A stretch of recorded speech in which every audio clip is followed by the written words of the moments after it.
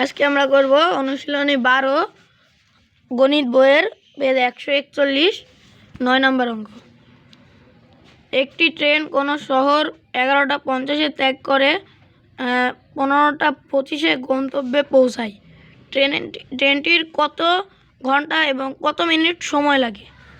ঠিক আছে, এবার অঙ্কে আমরা এভাবে ঘন্টা ও মিনিট লিখে নিলে সহজ হবে। তো এখানে 15টা 25-এ গন্তব্যে পৌঁছায় এবং 11টা 50-এ সারি। 15টা 25 যেহেতু বড়, সেহেতু 15টা 25 উপরে, 11টা 50 নিচে।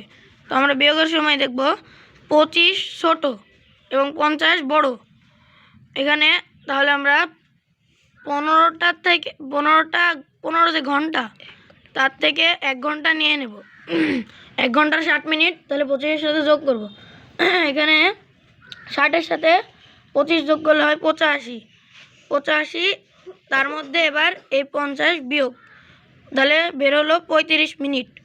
তো মিনিট বের হয়ে গেছে 35 মিনিট। এখানে আমরা যে 1 ঘন্টা ধার নিয়েছিলাম, তার জন্য এখানে 1 বিয়োগ 15 থেকে, তাহলে 14 থাকলো। এবার 14 থেকে 11 বাদ দিলে 3, তাহলে 3 ঘন্টা। উত্তর 3 ঘন্টা 35 মিনিট।